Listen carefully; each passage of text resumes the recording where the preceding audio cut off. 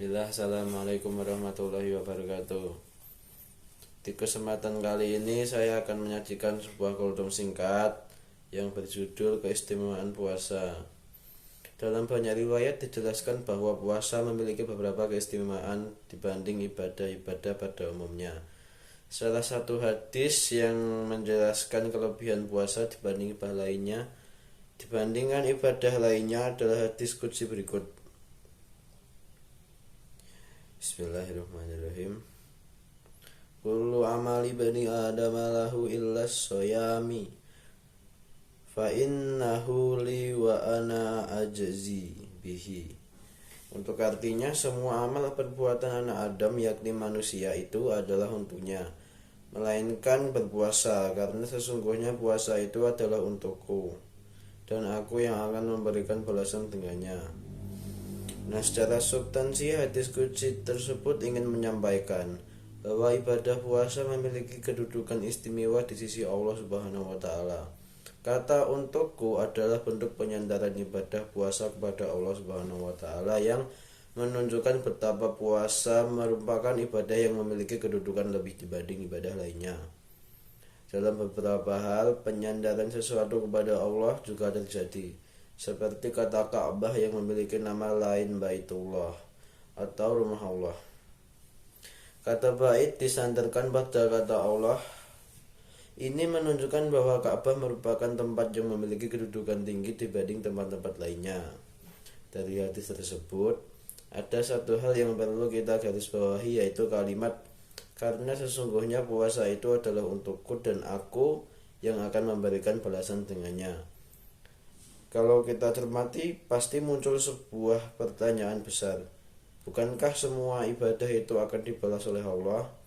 Lalu mengapa dalam hadis di atas seolah hanya puasa yang langsung dibalas olehnya, seolah menegaskan ibadah-ibadah yang lainnya?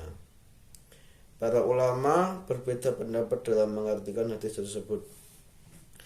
Mengapa puasa memiliki keistimewaan di sisi Allah dibanding amal ibadah lainnya? Nah, untuk penjelasannya akan saya sebutkan. Untuk yang pertama, puasa itu adalah ibadah yang tidak bisa terjerumus dalam riya atau pamer. Puasa merupakan ibadah yang bersifat abstrak, artinya ibadah puasa tidak memiliki gerakan yang bisa membedakan antara orang yang sedang berpuasa dengan yang tidak. Nah, contohnya kalau sholat itu kan bisa dibuat riak, buat dipamer-pamerkan, kan bisa ada gerakannya kan. Nah, kalau puasa kan nggak ada, jadi nggak terjerumus dalam riak. Berbeda dengan ibadah lainnya seperti sholat, haji, zakat dan lainnya, antara orang yang sedang sholat dengan yang tidak bisa kita bedakan dengan mudah, karena sholat bisa dilihat dengan gerakan yang bisa membedakan mana yang sedang sholat dan mana yang bukan. Nah, itu yang saya jelaskan tadi. Antara orang yang sedang melaksanakan haji dengan yang tidak juga demikian, karena haji memiliki gerakan yang bisa membedakan antara mana yang sedang haji dan mana yang bukan. Meskipun puasa bisa terjerumus dalam sifat riya, itu pun hanya bisa diungkapkan dengan ucapan. Misal ada orang berpuasa dengan maksud memamerkan puasanya, ia berkata, "Saya ini sedang berpuasa loh." Tapi sekali lagi itu hanya bisa diperlihatkan dengan ucapan.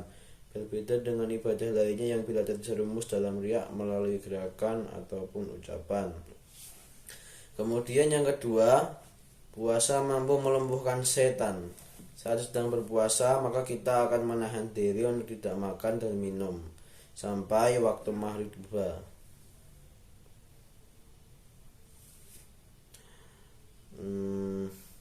Ketika makanan dan minuman tidak masuk dalam tubuh, maka nafsu atau syahwat dalam diri akan terkendali. Sementara nafsu merupakan pintu masuk utama bagi setan untuk menjerumuskan manusia dalam lembah maksiat.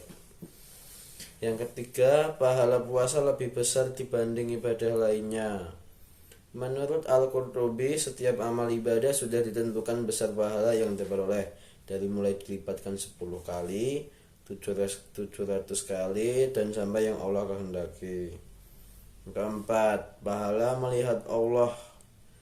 Dalam kitab Durrah An-Nasinin halaman 13, Syekh Utsman Syakir dengan mengutip pernyataan Abul Hasan menjelaskan bahwa semua amal ibadah akan mendapatkan balasan berupa surga. Berbeda dengan puasa, pahalanya adalah bersua langsung dengan Allah Subhanahu wa taala di akhirat nanti tanpa ada penghalang apapun. Intinya puasa itu di antara ibadah-ibadah yang lainnya, puasa itu adalah salah satu ibadah yang paling menonjol atau yang paling menonjol untuk pahalanya gitu.